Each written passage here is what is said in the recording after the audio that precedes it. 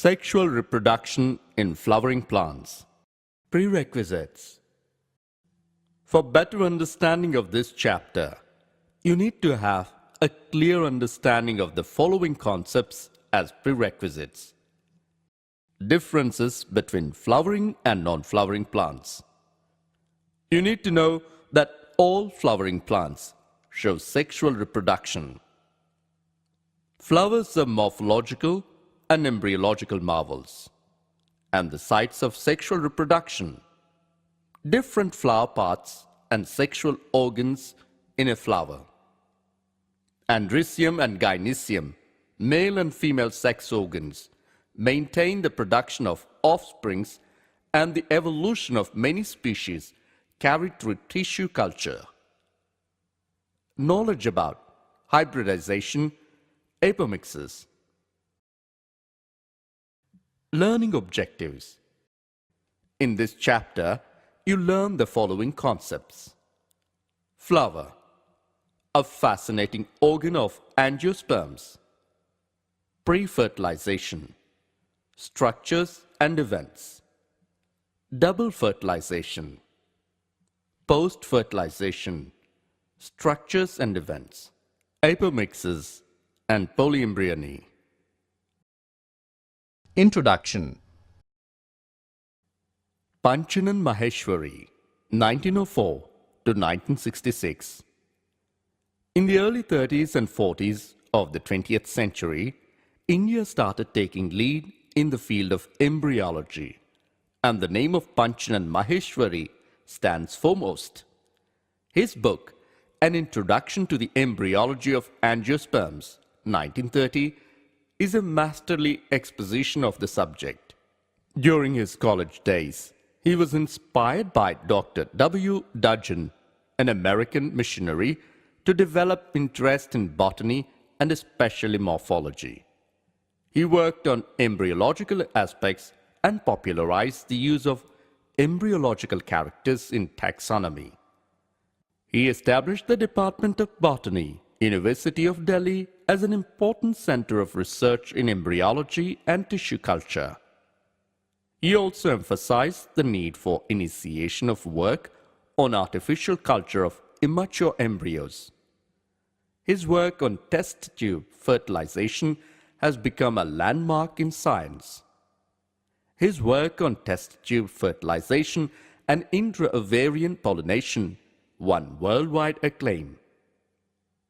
With the advancement of comparative knowledge on the developmental sequence in the life history of many angiosperms, it became possible to fruitfully apply the data to the study of taxonomy's interrelationship of numerous genera and families. Interesting results in 1960s, the emphasis in research shifted towards the functional and applied aspects of embryological systems, involving use of modern methods of physics and chemistry, such as histochemistry, biochemistry, fluorescence and electromicroscopy, autoradiography computers, and tissue culture. Flower, a fascinating organ of angiosperms. Flowers have served as an excellent offering to God, an invaluable aid for personal makeup, and a source of inspiration to poets. Since the beginning of civilization, man has been accustomed to use flowers to make festivals more festive. In Sanskrit literatures of the ancient past, flower epigrams have been used copiously to interpret romantic situation. Being so much involved with man's daily life, flowers have developed a language of their own and can speak volumes of human sentiments. Flowers are objects of aesthetic, ornamental, social, religious, and cultural value. They have always been used as symbols for conveying important human feelings such as love, affection, happiness, grief, mourning, etc. From a biologist's point of view, all flowering plants show sexual reproduction. A look at the diversity of structures of the inflorescences, flowers and floral parts shows an amazing range of adaptations to ensure formation of the end products of sexual reproduction, the fruits and seeds. Sometimes, after seed germination, plant continues to grow vigorously and bears only foliar leaves. This is the vegetative phase. At certain point in the life cycle, the plant switches over to the reproductive phase and starts bearing flowers. The vegetative phase may last only a few weeks, as in chickweed, or more than a year, as in many perennial trees. Agave is described as monocarp because it flowers only once in its lifetime. The switchover from the vegetative phase to the reproductive phase is influenced by a variety of internal and external factors, and it is now possible to shorten or prolong the vegetative phase by altering the light conditions and temperature, and by the application of certain chemical substances. The duckweed, Wolfia microscopia, has flowers about 0.1 mm across and are the smallest among the angiosperms. The largest flower, known up to a meter in a diameter, occurs in certain species of Rafflesia, a root parasite found in the forest of Malaysia. A flower is regarded as complete if it has all four floral whorls, that is, calyx, corolla, andricium and gynoecium. If any one of these parts is missing, the flower is described as incomplete. An incomplete flower can either be perfect, having male as well as female sex organs, or imperfect, with either of the two sexes missing. Flowers with only male sex organs are described as staminate, and those with only female sex organs are called pistillate. Some flowers of ornamental value: jasmine, lily, chrysanthemum and rose. Pre-fertilization, structures and events. Several hormonal and structural changes are initiated which lead to the differentiation and further development of the floral primordium. Inflorescences are formed which bear the floral buds and then the flowers. In the flower, the male and female reproductive structures, the andricium and the gynoecium, differentiate and develop. As you had studied in the previous classes, that the andricium consists of a whorl of stamens representing the male reproductive organ, and the gynoecium represents the female reproductive organ. Stamen, microsporangium and pollen grain. A typical stamen has two parts: the long and slender stalk, called the filament, and terminal bilobed structure, called the anther. The proximal end of the filament is attached to the thalamus or the petal of the flower. Careful observation of anthers from different flowers under dissecting microscope show an interesting range in shape, size and attachments. A typical anther is a tetrasporangiate. It has a column of sterile tissue called the connective, on either side of which is anther lobe. Each lobe has two microsporangia separated by a sterile tissue. Externally, the partition can often be made by deep longitudinal grooves. At maturity, the two sporangia in a lobe become joined due to the breakdown of partition between them. A very young anther comprises a homogeneous mass of cells bound by a well-defined epidermis. During its development, the anther assumes a four-lobed appearance, and in each lobe some hypodermal cells become more prominent than the others because of their large size, slight radial elongation, and conspicuous nuclei. These cells constitute the archosporium. The mature anther wall comprises an epidermis followed by a layer of endothecium, 2 or 3 middle layers, and a single-layered tapetum. This is innermost layers of anther wall and attains its maximum development at the tetrad stage of Megasparrow Genesis. It completely surrounds the sporongenous tissue and is of considerable physiological importance because all the food material to the sporongenous tissue must pass through it. Endomitosis is a type of mitosis in which the chromosome duplication and chromatid separation takes place within the intact nuclear membrane and without the formation of a spindle. The result is large polyploid nucleus. In the uninucleate tapetum of cucurbitaceae nuclei of 4 sizes corresponding to their degree of ploidy, 2n, 4n, 8n, and 16n, are formed as a result of mitosis. When the anther is young, a group of compactly arranged homogeneous cells called the sporongenous tissue occupies the center of each microsporongenium. Each cell of the sporongenous tissue is capable of giving rise to microspore tetrad. The process of formation of microspores from a pollen mother cells through meiosis is called microsporogenesis.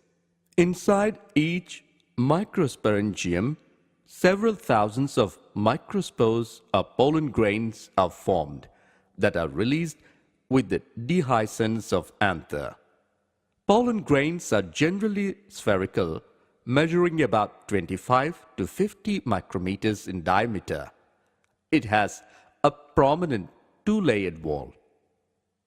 The hard outer layer called exine, made up of sporopollenin, most resistant organic material known. Pollen grain exine has prominent apertures called germ pores where sporopollenin is absent. The inner wall of the pollen grain is called the intine. It is a thin and continuous layer made up of cellulose and pectin. The cytoplasm of pollen grain is surrounded by a plasma membrane. When the pollen grain is mature, it contains 2 cells, the vegetative cell and generative cell. The vegetative cell is bigger, has abundant food reserves, and a large irregularly shaped nucleus. The generative cell is small and floats in the cytoplasm of the vegetative cell. It is spindle-shaped with dense cytoplasm and a nucleus. Pollen grains of many species cause allergies and bronchial disorders, asthma, bronchitis, etc. Pre-fertilization, structures and events. Flowers are morphological and embryological marvels and the sites of sexual reproduction. Inflorescences are formed which bear the floral buds and then the flowers. In the flower, the male and female reproductive structures, the andrecium and the gynoecium differentiate and develop. Pollen grains, once shed, have to land on stigma before they lose viability if they have to bring about fertilization. The period for which pollen grains remain viable is highly variable and to some extent depends on the prevailing temperature and humidity. In some cereals, such as rice and wheat, pollen grains lose viability within 30 minutes of their release. In some members of Rosacea, Leguminosa, and Solanaceae. They maintain viability for months. Semen or sperms of many animals and human beings are stored and used in artificial insemination. So, the pollen grain of large species are stored in liquid nitrogen, minus 196 degrees centigrade. Stored pollen can be used from pollen bank. The pistil, Megasparrow ovule and embryo sac. Gynoecium represents the female reproductive part of flower. Gynoecium consists of single pistil, monocarpellary, double or more than one pistil called multicarpellary. When there is more than one, the pistil may be fused together called syncarpous or free called apocarpous.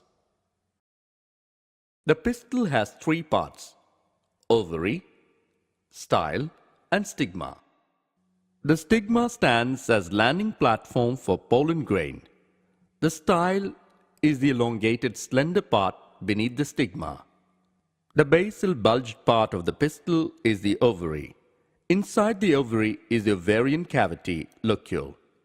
The placenta is located inside the ovarian cavity. Megasparrow are commonly called ovules arising from the placenta. The number of ovules in an ovary may be one wheat, paddy, mango, to many, papaya, watermelon, and orchids. Megasparrow, together with its protective coats, the integuments, is called ovule.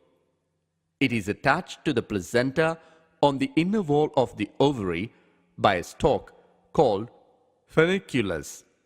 An ovule ready for fertilization consists of nuclear tissue enveloped almost completely by one or two integuments, leaving a small opening at the apical end.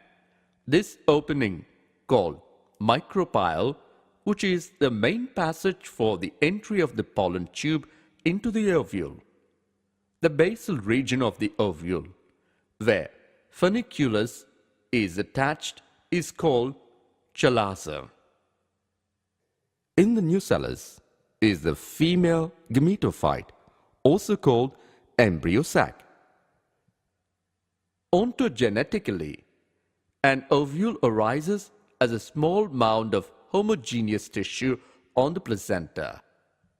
At this stage, the ovule looks orthotropous. Integuments arise close to the base of the tissue, which form the nucellus in the mature ovule. Cells of the nucellus have abundant reserve food materials. Female gametophyte. The female gametophyte, also called embryo sac, is mostly a 7-celled structure. There is a large central cell with two polar nuclei which later fuse to form the secondary nucleus. The micropylar end of the central cell is occupied by the egg apparatus, comprising an egg cell and two synergids, and at its chalazal end, 3 antipodal cells are present. Cells of the egg apparatus and the antipodal cells are uninucleate and haploid, whereas the central cell is binucleate or diploid. The development of the embryo sac begins with the elongation of the functional megaspore, which is usually the chalazal one of the tetrad. The elongation is largely along the micropylar chalazal axis. Initially, the megaspore cytoplasm is non-vacuolate, but later small vacuoles appear which may fuse together to form a large vacuole. The spindle of the first nuclear division in the megaspore is oriented along the long axis of the cell. Wall formation does not follow the nuclear division. A large central vacuole now appears between the two daughter nuclei, and as it expands, the nuclei are pushed toward opposite poles of the cell. Both the nuclei divide twice, forming 4 nuclei at each pole. At this stage, all the 8 nuclei are present in a common cytoplasm. After the last nuclear division, the cell undergoes appreciable elongation, assuming a sac-like appearance. This is followed by cellular organization of the embryo sac. Of the 4 nuclei at the micropylar end of the embryo sac, 3 organize the egg apparatus, and the 4th one is left free in the cytoplasm of the central cell as the upper polar nucleus. The egg apparatus is attached to the wall of the embryo sac only at the micropylar end, its major portion being surrounded by the central cell. Of the 3 cells, only the synergids are in direct contact with the wall of the embryo sac, the upper part of the egg being a little below the apices of the synergids.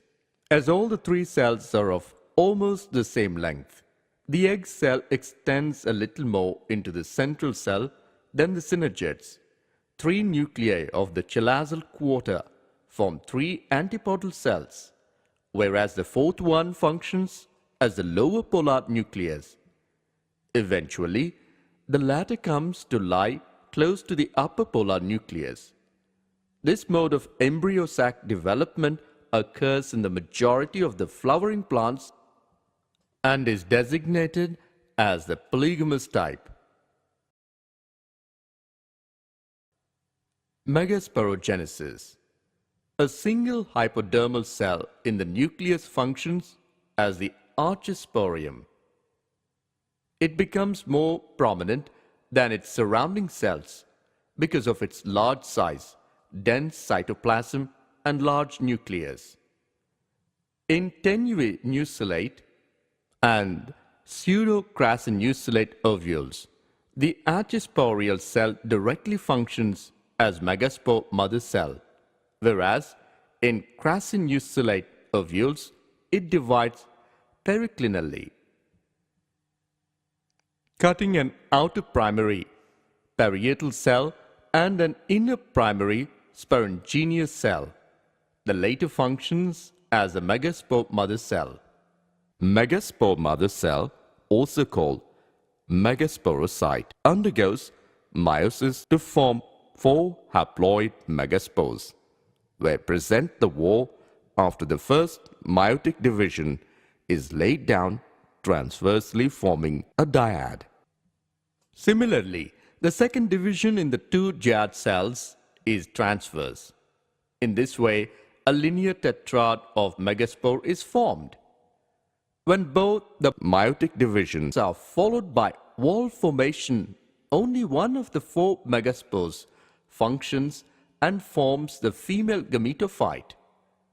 The other 3 megaspores degenerate. Generally, it is the chalazal megaspore of the tetrad that is functional. This method of embryo sac formation from a single megaspore is termed monosporic development. Physiological aspects of Megasparrow Genesis have received very little attention as compared to parallel studies with Microsporogenesis. Genesis. This is because of some technical difficulties. There is just one megaspore mother cell per microsporangium as compared to numerous microspore mother cells per microsporangium. Pollination. Pollination is commonly defined as the process of pollen transfer from anther to stigma of a flower. Pollen grains are formed in the pollen sacs, which are completely enclosed by multi-layered anther wall. Therefore, the first obvious requisite for pollination is the opening of anther sac to release the pollen grains, anther dehiscence. Depending on the source of pollen, pollination can be divided into 3 types. 1. Autogamy or self-pollination. 2. Geitonogamy. And 3. Xenogamy. Autogamy, transfer of pollen grains from the anthers to the stigma of the same flower or self-pollination. Cross-pollination is further classified depending on whether the pollination has occurred between two flowers on the same plant, gytenogamy, or between two flowers on different plants, xenogamy. From a geneticist's viewpoint, gytenogamy is similar to self-pollination because all the flowers on a plant are normally genetically identical. Cross-pollination makes sense only when two different plants, either of the same species or different species, are involved in this process. Pollination ecologists plead that since gytenogamy and xenogamy both require similar ecological fathers for pollen transference, they should be considered under one category. Self-pollination is possible in only those which bear bisexual flowers which achieve anthodehiscence and receptivity of stigma simultaneously. The majority of angiosperms bear chasmogamous flowers, which mean the flowers expose their mature anthers and stigma to the pollinating agents. This may be brought about by opening of the flower, or the organs may protrude from a closed flower in such a manner as to expose themselves to the same agents. Another group of plants which are seeds without exposing the sex organs. Such flowers are called cleistogamous, and the phenomenon is termed as kleistogamy, which may be inherent or ecological, induced by severe environmental conditions. Commelina bengalensis bears two types of flowers. A. Aerial flowers, which are brightly colored, blue or violet chasmogamous, and insect-pollinated. And B. Underground flowers, which are dull and cleistogamous flowers, borne on the subterranean branches of the rhizome. Under certain environmental conditions, the plants which commonly from chasmogamous flowers start providing cleistogamous flowers. In Timbuktu, one of the world's shortest desert regions, the ground temperature throughout the year is 70 to 80 degrees centigrade, and it gradually decreases to 40 to 44 degrees centigrade. In this part of the world, the trees and shrubs are man's height, whereas the ground flora, due to lack of any insects in the area, are self-pollinated. Commelina foscalae, growing in Timbuktu, bears beautiful blue aerial flowers, which have only male sex organs and are sterile. At the end base of these flowers, enclosed in hairy involucre, are 2 to 3 additional flowers. The cavity formed around these flowers by the involucre is filled with a viscid substance which protects the young buds from desiccation. These flowers are bisexual and fertilized by self-pollination. This plant also bears underground fertile cleistogamous flowers. In okra, Abelmerchus esculentus, as in other members of the family Malvaceae, the andrecium is monodelphous. It has a staminal column to which are attached monothequous anthers by small filament. The capitate stigma projects beyond the staminal column. Anther dehisces about 5 hours before anthesis. The stigma is either in contact with the anthers by its lower surface at the time of anthodehiscence and get pollinated. In later case, the staminal column carrying the dehisced anthers grow upward to the extent that the anthers come to touch the lower surface of the stigma and impregnates it with pollen grain. Floral mechanism favoring cross-pollination. Plants such as hemp and willow, where the flowers are unisexual, cross-pollination become obligatory. However, in plants with bisexual flowers, legitimate self-pollination is prevented by adaptations. Failure of fertilization after self-pollination in self-sterile plants may also be due to the inability of the pollen to germinate on its own stigma.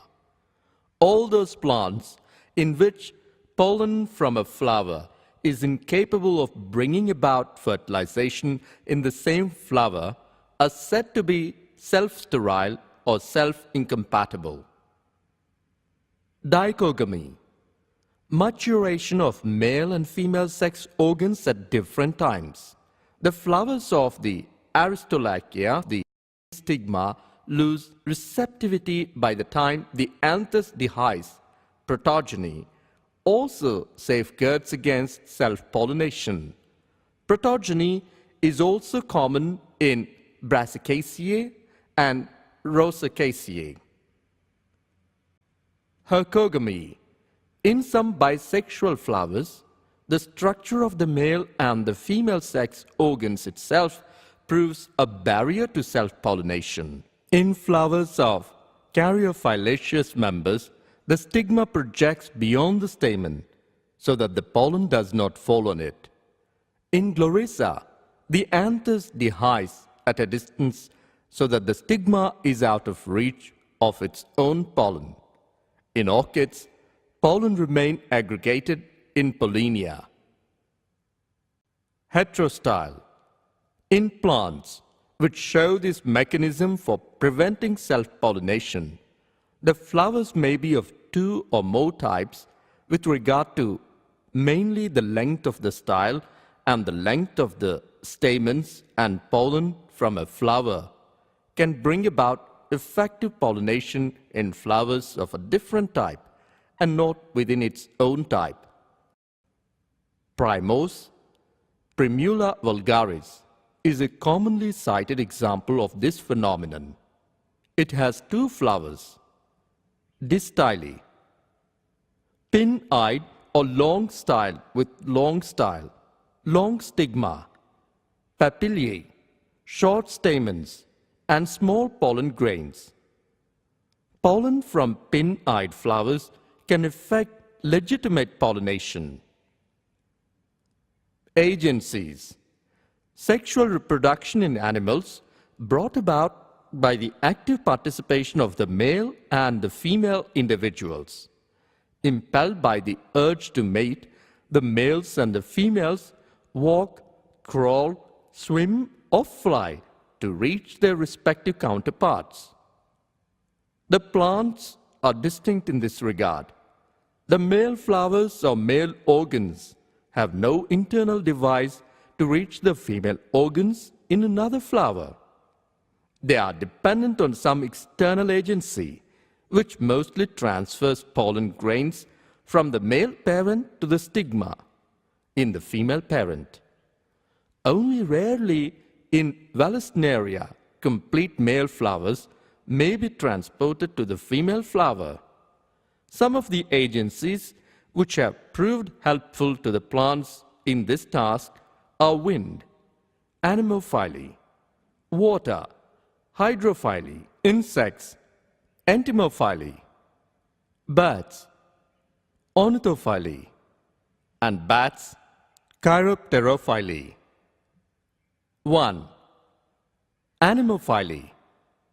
It is an abiotic means of pollination and, being non-directional, a wasteful process that the pollen would reach the right stigma through the wind, a hit or miss affair. During the transit of pollen through wind, a considerable amount of pollen is lost because it never reaches a proper stigma.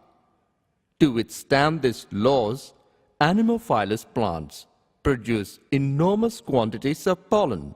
A single plant of Mercurialis annua has been estimated to produce 1,352,000,000 pollen grains, and that of maize is 18,500,000.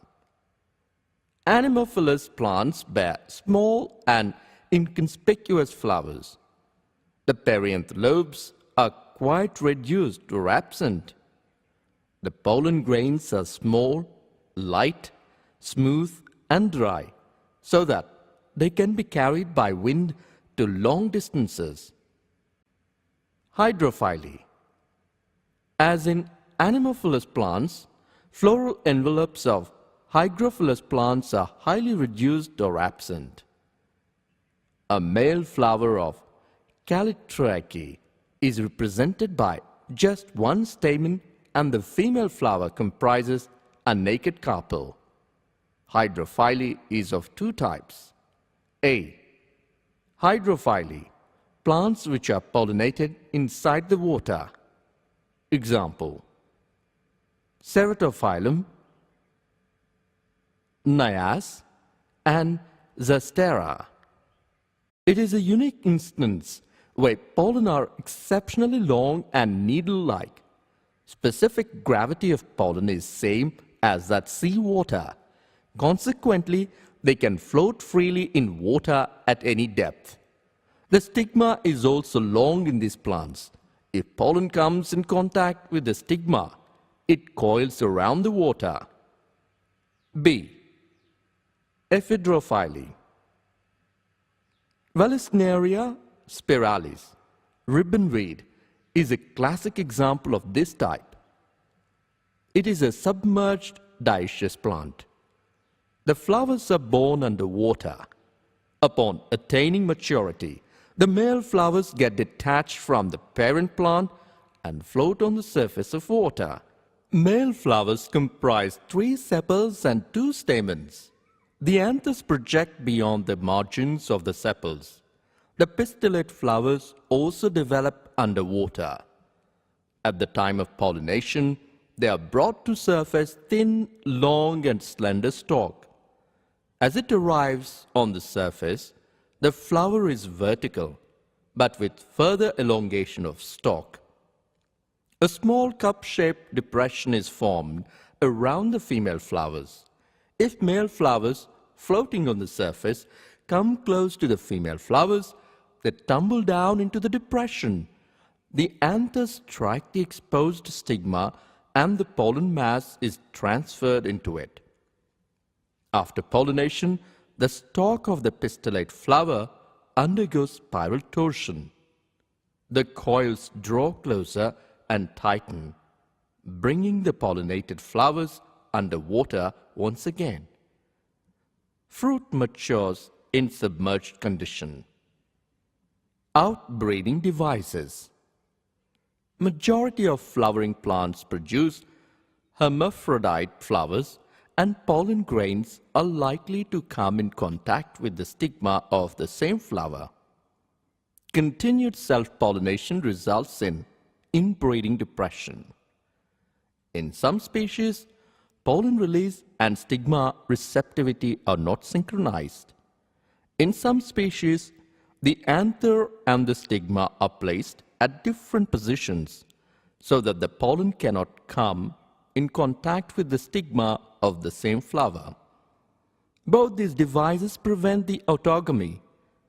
Another device to prevent self-pollination is the production of unisexual flowers. If both male and female flowers are present on the same plant, such as castor and maize, monoecious, it prevents autogamy but not geitonogamy. In several species, such as papaya, male and female flowers are on different plants. That is, each plant is either male or female dioecious. This condition prevents both autogamy and geitonogamy. Pollen-pistil interaction. Pollination does not guarantee the transfer of right type of pollen, compatible pollen of the same species as the stigma.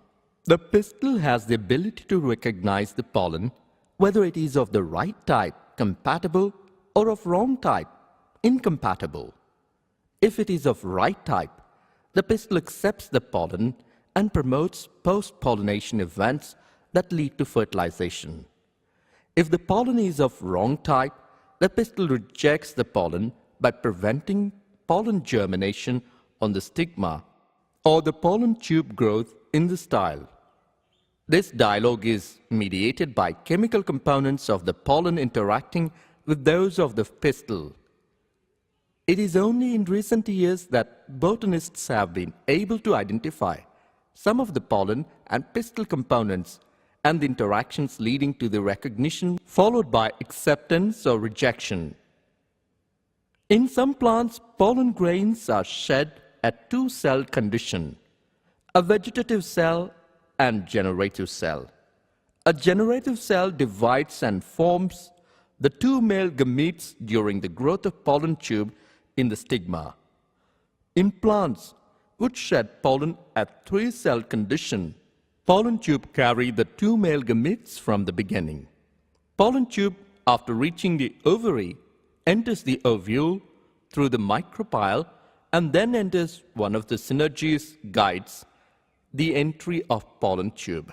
All these events from pollen deposition on the stigma until the pollen tube enters the ovule are together referred to as pollen-pistil interactions. Pollen-pistil interaction is a dynamic process involving pollen recognition followed by promotion or inhibition of the pollen. The knowledge gained in this area would help the plant breeders in manipulating pollen-pistil interaction even in incompatible pollinators to get desired hybrids. Artificial hybridization. In nature, the useful characters are distributed among a large population of plants. The breeders are interested to bring them as far as possible in a single individual, which can be multiplied to get a population of superior plants. The technique used for this purpose is called hybridization. Hybridization involves artificial pollination of the desired female parent with pollen from the desired male parent, taking all precautions to prevent contamination of the stigma with the pollen of any other type. For the plants with unisexual flowers, the procedure is rather simple. Unopened buds, male as well as female, are covered with cellophane bags. When the stigma attains receptivity, pollen from the male parent is dusted on it, and the pollinated flowers bagged again. In bisexual flowers, however, hybridization involves an additional step of emasculation. Before bagging the buds in the female parent, the undehisced anthers are carefully removed with the help of sterilized pair of forceps. This is done in order to eliminate the chances of self-pollination. Upon its maturation, the stigma is impregnated with pollen from the desired male parent and rebagged. A difficulty in hybridization arises when the two desired parents come into bloom in different seasons or if they grow in different parts of the world. This is because pollen of many plants has a fairly short lifespan. Normally, only in a few species does the pollen retain viability for over 2 days. In Paspalum dilatatum, a grass, the pollen fails to germinate 30 minutes after its shedding. In this respect, extension of pollen viability period by storing them under special conditions is highly desirable. Fertilization. Fertilization involves the fusion of a male gamete with the female. In angiosperms, the female gametophyte is seated deep in the ovarian cavity far away from the stigma. The pollen, male gametophyte, is normally held at the stigma and there is no device for them to reach the egg inside the female gametophyte. To effect fertilization in this group of plants, the pollen grains germinate on the stigma by putting forth tubes, pollen tubes, which grow through the style and find their way into the ovules, where they discharge the sperms in the vicinity of the egg. One of the sperm fuses with the egg, forming zygote, while other fuses with the polars, or the secondary nucleus, forming primary endosperm nucleus. The distance pollen tube has to travel in order to reach the egg depends on the length of the style, which is quite variable in different species. For example, in sugar beet, it has to grow only a few millimeters, whereas in corn, it grows as much as 450 millimeters. The rate of pollen tube growth is often extremely rapid. Double fertilization. S.G. Nauschen, 1898, was the first to show that both the sperms released by a pollen tube are involved in fertilization. They fertilize two different components of the embryo sac. The phenomenon is unique to angiosperms and is called double fertilization. The nucleus of one of the sperm fuses with the egg nucleus, thus completing syngamy. This results in the formation of a diploid cell, the zygote. The other male gamete moves towards the two polar nuclei located in the central cell and fuses with them to produce triploid endosperm nucleus. As this involves the fusion of three haploid nuclei, it is termed as triple fusion. Since two types of fusion, syngamy and triple fusion, takes place in an embryo sac, the phenomenon is termed double fertilization, an event unique to flowering plants. The central cell after triple fusion becomes the primary endosperm cell, PEC, develops into endosperm, while the zygote develops into an embryo. Post-fertilization, structures and events. Events of endosperm and embryo development, maturation of ovules into seeds and ovary into fruit, are collectively termed as post-fertilization events. Endosperm is the most important plant product on earth for man. 2/3 of all human calories come from endosperm.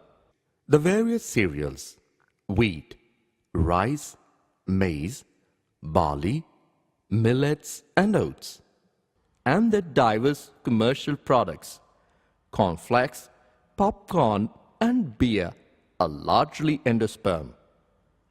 Various cooking oils, coconut oil, corn oil and industrial oils, palm oil, castor bean oil, jatropha oil are of endosperm origin. Endosperm is also unique among the plant tissues with regard to its origin and development. Endosperm is most common nutritive tissue for the developing embryo in angiosperms. Functionally, it is comparable to the female gametophyte in gymnosperms, differentiates before fertilization and is haploid. The endosperm is a product of fertilization and is usually triploid. After double fertilization, the egg is called zygote and the fusion product of polars and the second male gamete is called primary endosperm nucleus.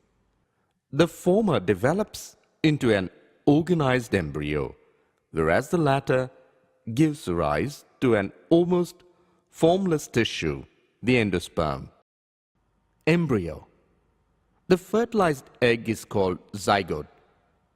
Following a predominant mode of development, embryogeny, it gives rise to an embryo which has the potentiality to form a complete plant. A typical dicotyledonous embryo, as seen in median longitudinal section drawn, it comprises an embryo axis with two cotyledons attached to it laterally. The portion of embryonal axis above the level of cotyledons is called epicotyl, and the portion below the level of cotyledons is known as hypocotyl. The epicotyl terminates into plumule, embryonic shoot, and the hypocotyl at its lower end bears radical, embryonic root. The embryo of monocotyledon differs from that of a dicotyledon, mainly in having only one cotyledon. Epicotyl has shoot apex and a few leaf primordia enclosed in a hollow foliar structure, the coleoptile. The embryos of grasses show a highly specialized structures. Seed. In angiosperms, the seed is the final product of sexual reproduction. It is often described as a fertilized ovule. Seeds are formed inside fruits. A seed typically consists of seed coat, cotyledons, and an embryonal axis. The cotyledons of the embryo are simple structures, generally thick and swollen due to storage of food reserves, as in legumes. Mature seeds may be non-albuminous or albuminous. Non-albuminous seeds have no residual endosperm, as it is completely consumed during embryo development. Example, pea, groundnut. Albuminous seeds retain a part of endosperm as it is not completely used up during embryo development. Example, wheat, maize, barley, castor and sunflower. Occasionally, in some seeds, such as black pepper and beet, remnants of nucellus are also present. This residual, persistent nucellus is the perisperm. A true seed is a fertilized mature ovule that possesses an embryonic plant, stored food sometimes absent, and a protective coat or coats. However, in a popular sense, the term seed is also applied to single-seeded dry fruits like caryopsis of cereals, Cypsella of the Asteraceae members, etc., and the vegetative propagules, bulbous, pieces of potato, tubers, etc. Following fertilization, growth sets in various parts of the ovule, resulting into a seed. The zygote develops into the embryo. A seed is a base structure of an ovule with some parts lost and some new ones developed. It is seldom that all the ovules in an ovary mature into seeds. For example, in cherry and almond, there are 2 ovules per ovary, but regularly only one matures into seed.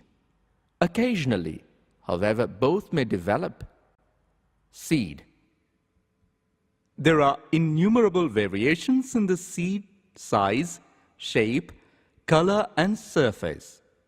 The seeds range in size from tiny dust particles as found in some orchids to large double coconuts. P has been chosen to describe the parts of a seed. In mature pod of pea, there are number of seeds arranged in 2 rows.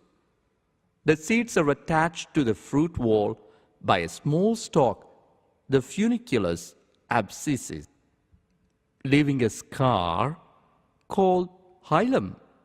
Slightly below the hilum is located a small pore, the micropyle. The seed has a smooth and papery seed coat. In some plants, such as castor, bean, the seed coat show 2 distinct layers. The outer one called testa and the inner one called tegmen. A portion of embryonal axis projects beyond the cotyledons are seen. Upon removing seed coat, 2 green and massive cotyledons are seen. They are attached laterally to the embryonal axis. A portion of the embryonal axis projects beyond the cotyledons, and its pointed end is the embryonic root radicle. The other end of the axis, which is the embryo of shoot plumule, is seen only after separating the two cotyledons. The portion of the axis between the radicle and the point of attachment of the cotyledons to the axis is called hypocotyl, and portion between the plumule and the cotyledons is known as epicotyl. In plant such as Rhizophora, the growth from zygote to embryo and to seedling is continuous. The seed germinate while they are still enclosed within the fruit attached to the parent plant. This phenomenon is of rare occurrence and is known as vivipary. The seeds of many species, Phaseolus, Pisum, Z. mays, could germinate immediately after falling from the plant if favorable conditions of moisture, temperature, and aeration are available. Ovules mature into seeds. Ovary develops into a fruit. That is the transformation of ovules into seeds. The ovary develops into fruit proceeds simultaneously. The wall of ovary develops into the wall of fruit called pericarp. The fruits may be fleshy as in guava, orange and mango, etc., or may be dry as in groundnut and mustard, etc. In a few species such as apple, strawberry, cashew, etc., the thalamus contributes to fruit formation. Such fruits are called false fruits. Most fruits, however, develop only from the ovary and are called true fruits. Fruits are results of fertilization. Some fruits develop without fertilization called parthenocarpic fruits. Banana is one example. Parthenocarpy can be induced through the application of growth hormones, and such fruits are seedless. In some species, seeds lose viability within a few months. There are several records of very old yet viable seeds. The oldest is that of lupin, Lupinus atticus, excavated from Arctic tundra. Seeds germinated and flowered after estimated records of 10,000 years of dormancy. Recent record of 2,000 years old viable seed is of the date palm. In some plants, meiosis and syngamy are interrupted and still a viable embryo is formed within the confines of the seed coat. Such asexual seeds which protrude progeny identical to the female parent are called apomictic seeds, and the phenomenon is called apomixis.